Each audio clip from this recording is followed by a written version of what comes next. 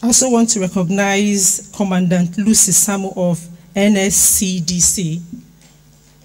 You're welcome, ma'am. So, to take us to the next event, the presentation will be the keynote presentation by the Honorable Director General of NAPTIP, Combating the Scourge of Human Trafficking in Nigeria, the Journey So Far. Dame Julie Oka-Donley is a highly motivated and result-oriented legal expert with over 25 years of invaluable experience with top-notch managerial and leadership skills. She has held many positions in government and in the private sector. Some of which include Manager of Securities and Exchange Commission, SEC, Company Secretary to Legal Advisor of Nigerian Capital Market Institute, Head of UBA Trustees PLC, Abuja Regional Office, and Executive Assistant to the Governor of Bayelsa State. Prior to this, she was the principal partner of Julie Oka & Co. Legal Practitioners, a woman of many parts. She's a member of various bodies such as Nigerian Bar Association, International Bar Association, and the Nigerian Institute of Management, to name a few. She's a fellow of the Institute of Chartered Secretaries and Administrators International, FCIS, associate of Chartered Arbitrators of Nigeria, and fellow Certified Institute of Auctioneers. She is also a philanthropist engaged in charity work. Example, she's the founder of Julie Donley Kidney Foundation.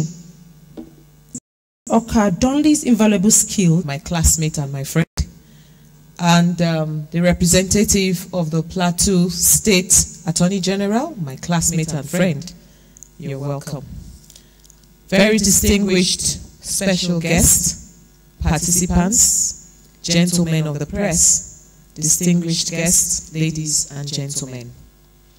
It is with great pleasure that I stand here to deliver a speech at this epoch-making program that brings together experts in the organized crime and general security industry to brainstorm towards mitigating the heinous crime of human trafficking in Nigeria and the West African sub-region.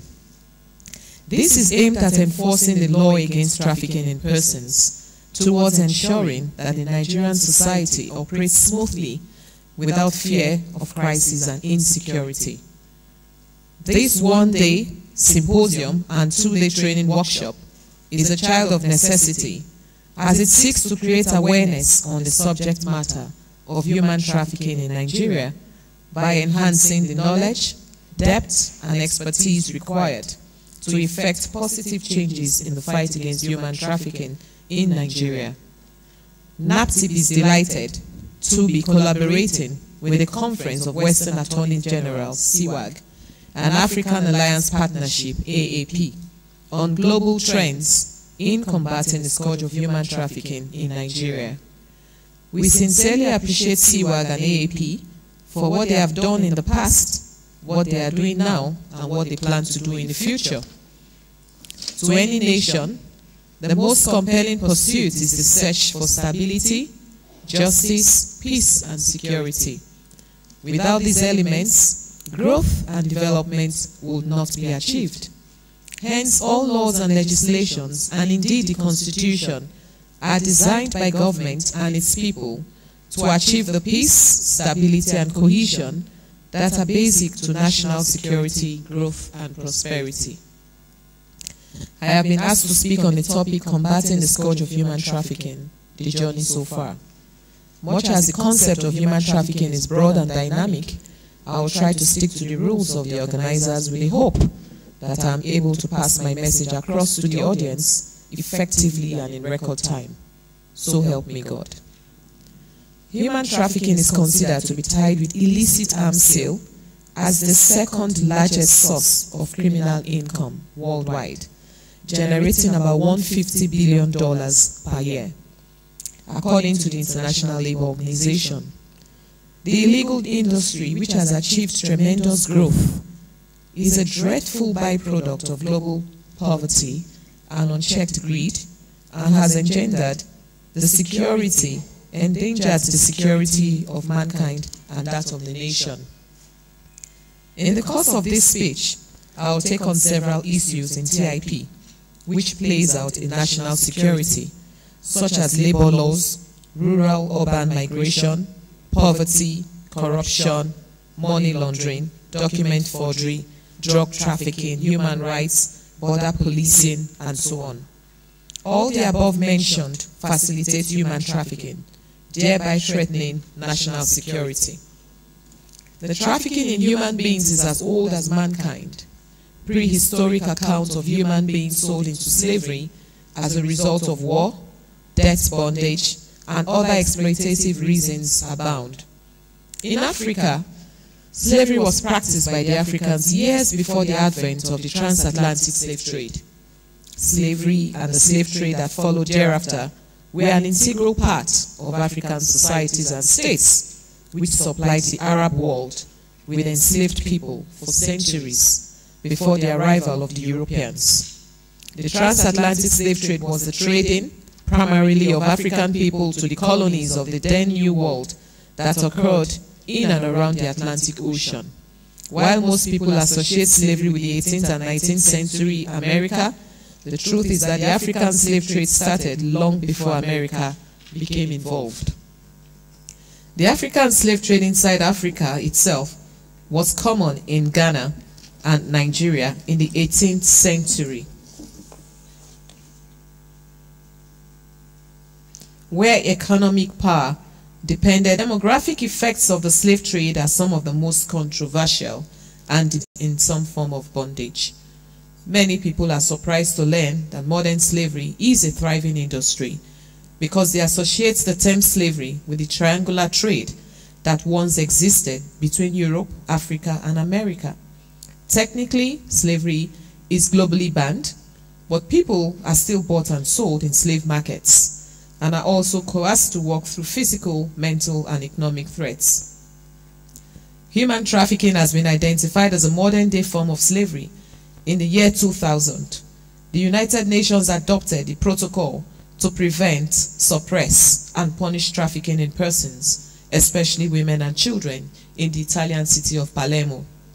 The protocol, which supplements the UN Convention Against Transnational Organized Crime, UNTOC, enjoins states parties to legislate and act to combat this heinous crime.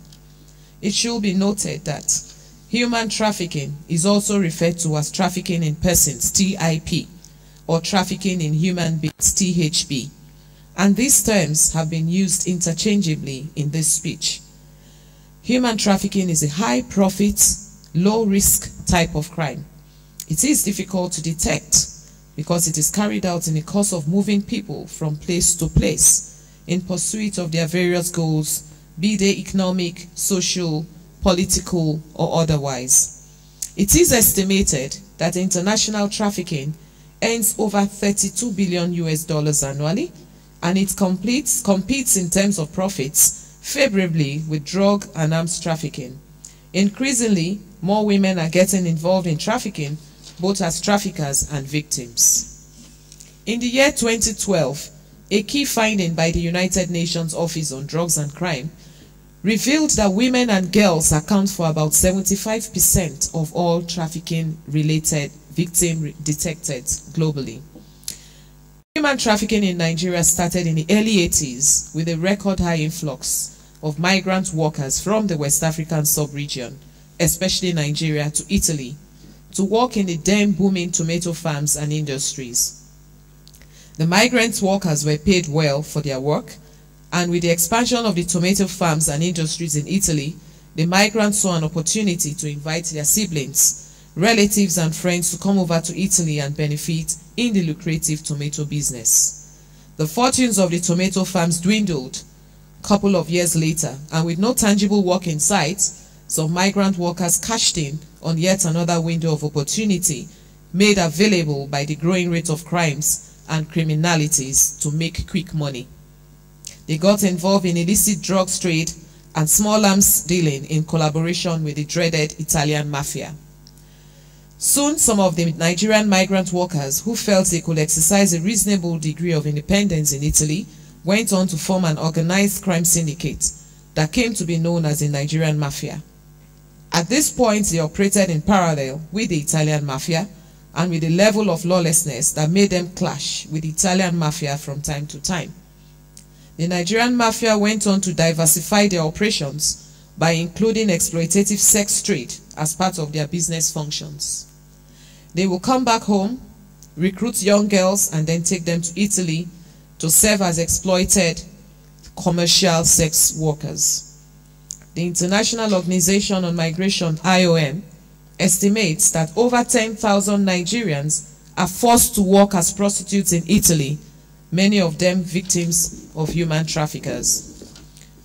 One of the first signs that brought the issue of human trafficking into prominence in Nigeria was when in 1999, about 64 Nigerians were deported from Italy for their involvement in prostitution and illegal residency.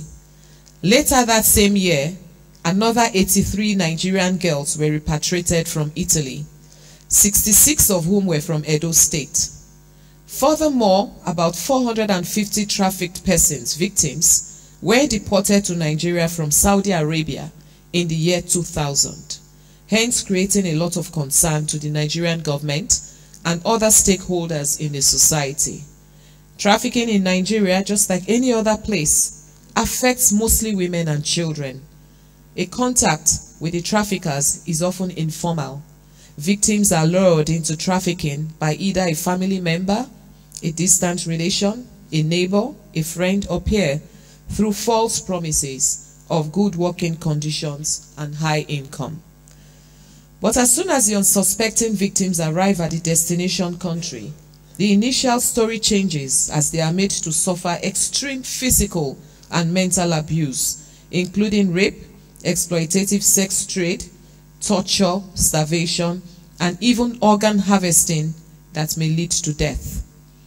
Once a victim's consent is gotten by means of force, fraud, or coercion, the victim is then taken to a shrine to swear to an oath of secrecy and allegiance before a local witch doctor. In the process of the oath taking, other rituals are performed on the victim, where the victim's urine, pubic hair, fingernails, strands of eyelashes, menstrual blood, underwear, and other personal effects deemed necessary are collected. The ritual is performed with a symbolic animal or bird, mostly a white cock or a white pigeon, complemented with kola nuts, and the oath is then seen as a bond between the victim and the trafficker. I'll deviate here a little to tell you that NAPTIP has now engaged all the local witch doctors in Benin City, and they are now ambassadors of NAPTIP. They have actually revoked the curses on the victims and have promised to call NAPTIP whenever the madams come with any girl to swear an oath. So they are now NAPTIP ambassadors.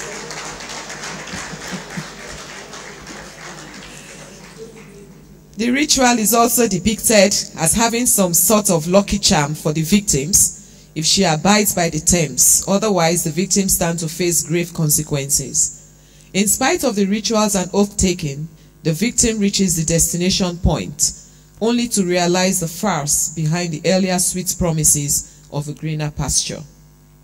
Yet she is told in strict terms not to renege on the oath of secrecy, as it cannot be reversed. At this point, the victim is left with a resigned